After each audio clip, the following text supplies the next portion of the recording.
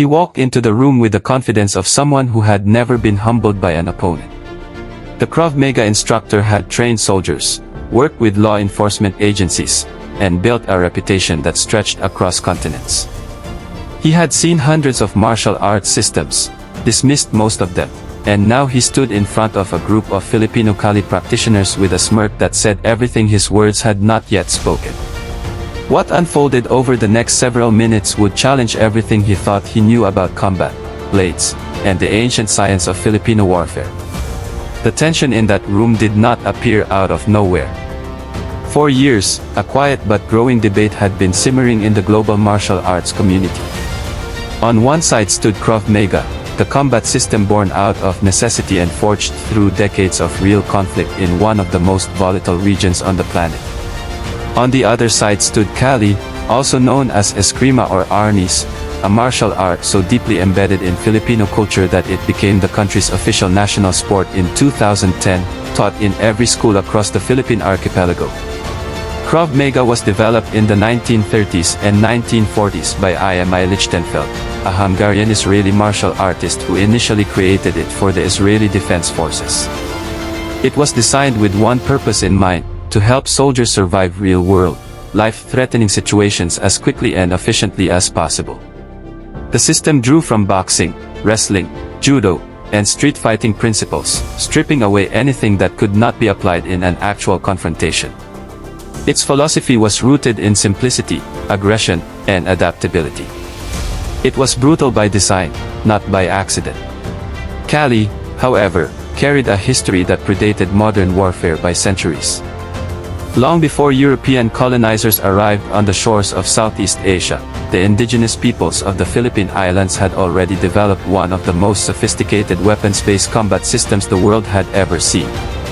It was Lapu-Lapu, a local tribal leader trained in this ancient art, who famously defeated the Spanish conqueror Ferdinand Magellan in 1521 on the island of Mactan. That moment in history became a symbol not just of resistance, but of the raw, lethal effectiveness of Filipino martial science. The Krav Maga instructor had dismissed Kali as ceremonial, more performance than practicality. He had made comments that spread through online communities and reached the ears of Filipino masters who had devoted their entire lives to the art. The Grandmaster who eventually stepped forward that day was not interested in arguments or social media debates. He was interested in showing, not telling. And that distinction made all the difference in the world.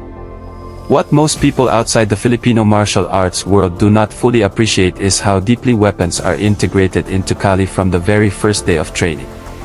Unlike most other martial arts systems where weapons are introduced later as an advanced discipline, Kali begins with the blade and the stick. The empty hand techniques come afterward, built on the same angular foundations as the weapon-based movements. This is a deliberate and revolutionary training philosophy. Once a practitioner understands the geometry of a knife, every movement of the body becomes an extension of that knowledge. The system operates on a principle known as defanging the snake. Rather than attempting to block or absorb an attack, a Kali practitioner targets the weapon-bearing limb itself, specifically the hand or forearm, neutralizing the threat at its source before it can cause damage. This approach requires extraordinary precision, timing, and spatial awareness. It is not something that can be faked or performed sloppily. When executed correctly, it ends a confrontation in seconds. When the Grandmaster demonstrated this on a training partner in front of the Krav Maga instructor, the room went completely silent. Krav Maga, for all its effectiveness in urban self-defense scenarios, approaches blade confrontations from a fundamentally different angle. Its goal is to survive a knife encounter, not to engage with one. Techniques focus on aggressive deflections, weapon arm control, explosive counter-strikes, and immediate disengagement. The entire philosophy is escape first. This makes it enormously practical for the average person on the street who has never held a blade in their life. But it also means that sustained blade-to-blade engagement is not where the system was designed to operate. That contrast became impossible to ignore when the Grandmaster began demonstrating flow drills.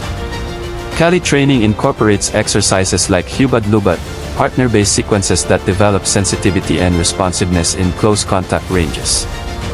These drills build what practitioners call alive hands, a constant state of motion and tactile awareness that allows a trained fighter to read an opponent's intentions through physical contact alone. The Krav Maga instructor watched the speed of these exchanges and visibly recalibrated his assessment in real time. What had looked like choreography to him was something else entirely when viewed up close. The footwork alone was a revelation. Kali uses a triangular stepping pattern that cuts off angles, shifts weight efficiently, and creates dominant positioning relative to an armed opponent. This is not stylized movement for competition or demonstration. It is the product of a system designed around the terrifying reality that a single blade strike to the right location ends a life instantly. That weight, that consequence, is embedded in every drill, every position, every transition. Special operations units around the world, including the United States Army, recognized this value and integrated Kali into their close combat training program precisely because of how efficiently it addressed armed confrontation. The Grandmaster did not engage in trash talk. He did not raise his voice or attempt to publicly embarrass his guest. What he did was far more powerful. He offered to walk through the fundamentals slowly, technique by technique, so that anyone watching could understand the logic behind every movement. He explained the angles of attack, the 12 basic striking lines that form the spine of the entire system, and how those same angles apply whether the practitioner is holding a blade, a stick, an improvised weapon, or nothing at all. The universality of the framework was stunning to witness. At one point the Krav Maga instructor asked to participate in a flow drill. He was paired with an intermediate Kali student, not even a senior practitioner, and within moments found himself consistently in defensive positions he had no framework to understand. His reflexes were sharp, his aggression was real, but Kali's rhythm operates on a different frequency. The sensitivity training that Kali builds over years creates responses that feel almost intuitive from the outside but are the product of thousands of hours of structured repetition. He kept reaching for solutions that his system simply had not prepared him for. This encounter, captured and discussed across martial arts forums and communities, sparked a broader conversation about cultural bias in combat sports. For decades, systems from Europe, Israel, Japan, and Brazil have dominated the global martial arts landscape in terms of visibility, marketing, and international recognition. Filipino martial arts, despite being used by the United States Army, the Russian Spetsnaz, the United States Navy SEALs, and police forces across Asia, remained relatively unknown in the West. The Grandmaster's quiet, decisive demonstration that they did more for the international profile of Kali than years of promotional content could have achieved. What makes this story resonate beyond the martial arts world is what it says about the relationship between cultural pride and expertise. The Filipino people have carried this art through centuries of colonization, occupation, and historical erasure.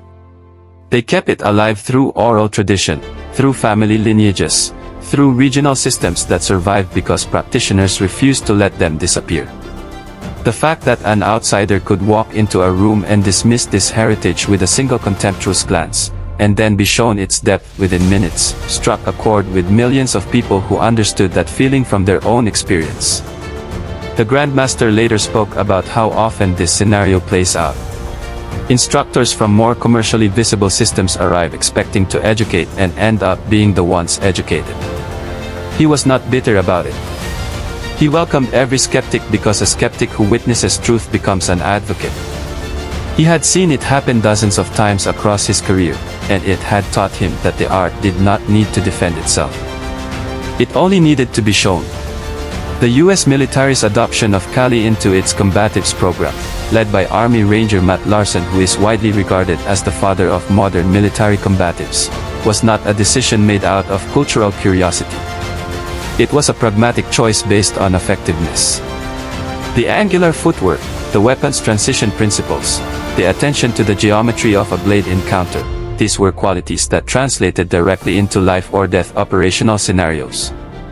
Civilian martial artists may debate styles in forums, but military planners make decisions with different criteria entirely. What the Krav Maga instructor ultimately took away from that encounter was not humiliation. By all accounts, he left with a completely revised understanding of what Filipino martial arts represented. He reportedly returned to train under the Grandmaster for several sessions afterward, incorporating elements of Kali into his own teaching curriculum. That outcome mattered more to the Filipino community than any public debate could have. The art had done what it always does when given the opportunity. It spoke for itself. The story spread because it tapped into something universal. Every community that has had its knowledge dismissed, its traditions undervalued, its expertise overlooked, saw itself in this moment. The Filipino martial arts community did not celebrate the instructor's discomfort. They celebrated the visibility of something that had been earned through thousands of years of hard-won, blood-tested wisdom. Kali was never looking for approval. When the Grandmaster stepped forward, he was not trying to win an argument. He was simply opening a door. And on the other side of that door was one of the most complete, deeply considered, and genuinely effective combat philosophies the human species has ever produced. Not because of myth or national pride, but because it was built in the most honest laboratory that has ever existed. The real world, where consequences are absolute, and only what truly works survives the test of time.